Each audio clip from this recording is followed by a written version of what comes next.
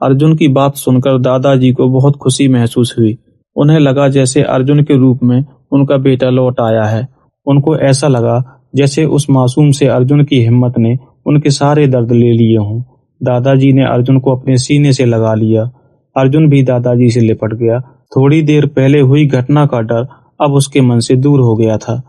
अर्जुन फिर से अपने दादाजी के बगल में लेट गया। वह आंखें बंद करके सोचने लगा कि काश वह कुछ कर पाता तो दादाजी की और घर की ऐसी हालत ना होती। इस ख्याल से अर्जुन के दिल में हिम्मत सी भरने लगी। उसने मन ही मन फैसला कर लिया कि वो कल सुबह बाजार जाने वाले किसी गांव वाले के साथ अपने बगीचे के फल बेचने जरूर जाएगा। दोस्तों, यहाँ तक की कहानी आपने पार्ट 2 में देखी थी। पार्ट 1 और पार्ट 2 की लिंक आपको डिस्क्रिप्शन में मिल जाएगी, जरूर देख लेना। चलिए अब आगे की कहानी देखते हैं। इन सब घटनाओं ने छोटे से अर्जुन को इतनी कम उम्र में ही समझदार और जिम्मेदार बना दिया। सुबह होते ही अर्जुन ने अपने दादाजी को अपने फैसले के बारे में बताया। उसकी बात सुनते ही दादाजी को पहले तो अर्जुन पर बहुत गर्व महसूस हुआ, लेकिन फिर जैसे ही उन्हें एहसास हुआ कि अभी वह बहुत छोटा है तो उन्होंने उसे ऐसा करने से मना किया।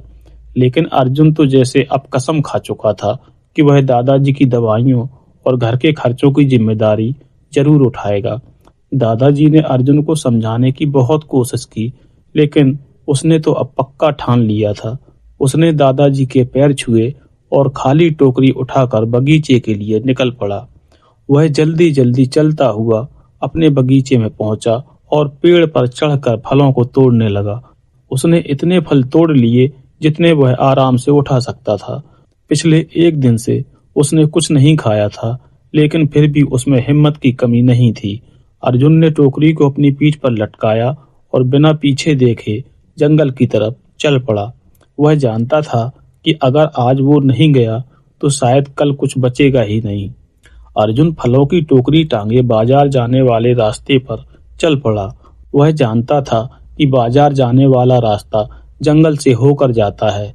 जंगल में जंगली जानवरों का खतरा होता है। साथ ही उसने गांव के बच्चों से जंगल के और भी बहुत से खतरनाक किस्से सुने थे।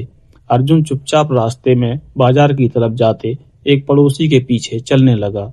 अर्जुन अभी एक छोटा बच्चा ही था। ऊपर से फलों की भारी टोकरी उसने अपनी पीठ पर लाद रखी थी। अभी वह थोड़ी ही दूर चला था कि धीरे धीरे थकने लगा। उसकी चाल भी धीमी होने लगी। जिस पड़ोसी के पीछे वह चल रहा था वह आगे निकल गया। अब अर्जुन घने जंगल में बिल्कुल अकेला रह गया था। उसके मासूम दिल ने कहा कि आज किसी भी तरह बाजार में ये सारे फल बेच कर ही आना है। अगर आज उसने पैसे नहीं कमाए तो दादाजी के इलाज के लिए पैसे कहाँ से आएंगे और कहाँ से वो दोनों खाना खाएंगे। यही सब सोचकर अर्जुन ने हिम्मत नहीं छोड़ी। धीरे धीरे ही सही वह आगे बढ़ता रहा। अर्जुन को जंगल में चलते चलते दोपहर होने को आई। वह पसीने से लथपथ हो गया था। उसकी सांसें भी चलने लगी थीं। एक बार को तो उसके मन में आया कि शायद वो आज बाजार तक नहीं पहुंच सकेगा, लेकिन उसने चलना नहीं छोड़ा। थोड़ी देर और चलने पर उसे दूर बाजार नजर आने लगा। बाजार देखकर अर्जुन की खुशी का ठिकाना नहीं रहा। उसमें एक नया जोश भर आया और उसकी चाल भी तेज होने लगी। आखिरकार वह बाजार पहुंच ही गया। इससे पहले भी अर्जुन अपने दादाजी के साथ आ चुका था। वह इस बाजार को अच्छी तरह से पहचानता था। बाजार पहुंचते पहुंचते अर्जुन को दोपहर हो गई थी। बाजार खचाखच भर चुका था। सैकड़ों दुकानें लगी हुई थी। अर्जुन को समझ नहीं आ रहा था कि अब वह अपने फलों की दुकान कहाँ लगाए। उसे कोई अच्छी जगह नजर ही नहीं आ रही थी। तभी उसे एक छोटी सी खाली जगह दिखाई दी।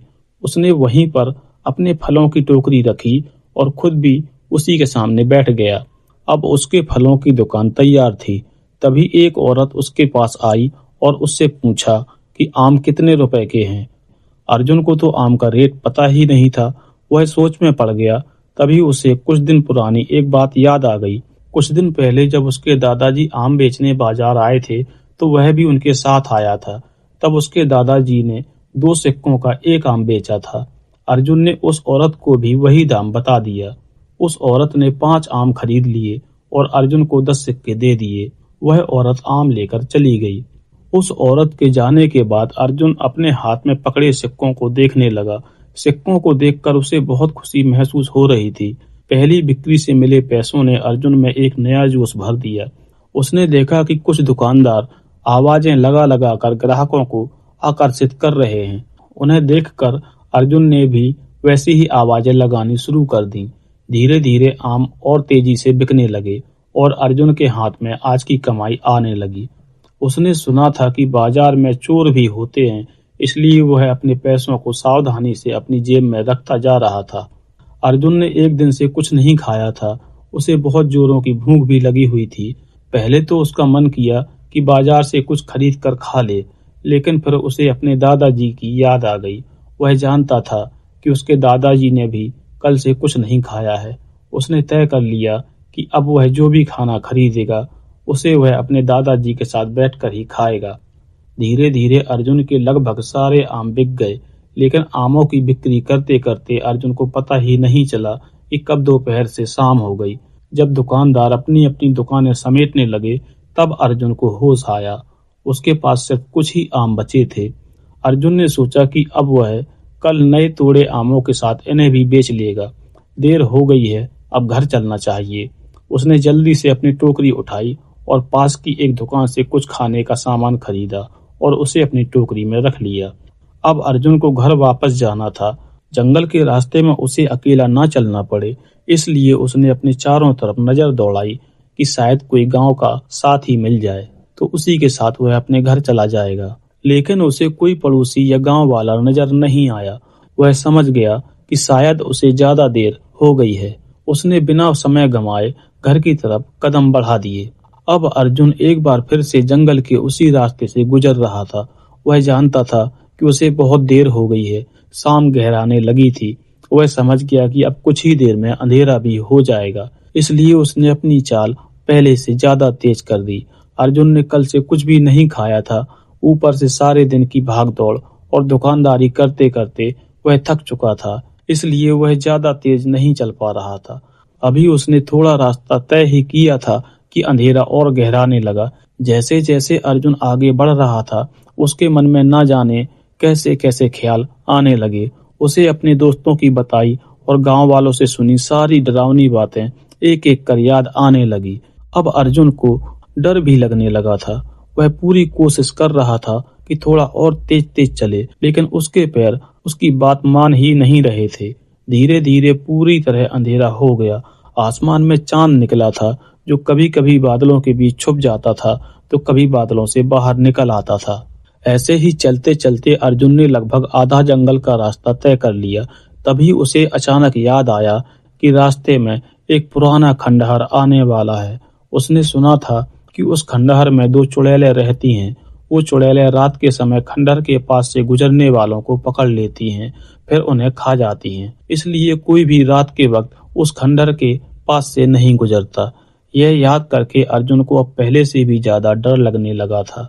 उसकी समझ में नहीं आ रहा था कि वह क्या करे। घर तो वापस जाना ही है। यह सोचकर उसने अपनी हिम्मत को समेटा और फिर से अपनी चाल तेज करने की कोशिश करने लगा। दोस्तों, अगर आप जानना चाहते हैं कि कहानी में आगे क्या हुआ, तो इस कहानी का पार्ट 4 जरूर देखना। कहानी के नेक्स्ट पार्ट में हम देखेंगे कि क्या अर्जुन उस खंडहर को पार कर पाया और आगे उसके साथ क्या क्या हुआ। ये जानने के लिए कहानी का नेक्स्ट पार्ट जरूर देखना। कहानी का ये पार्ट आपको कैसा लगा, कमेंट करके जरूर बताना। चैनल को सब्सक्राइब जरूर कर लेना और नोटिफिकेशन भी ऑन कर लेना, ताकि आपको अगले एपिसोड का नोटिफिकेशन मिल जाए। अगर आपको ये कहानी अच्छी लगी है तो आप अपने दोस्तों के साथ भी जरूर शेयर कीजिएगा। मिलते हैं कहानी के अगले पार्ट में। तब तक के लिए बाय बाय।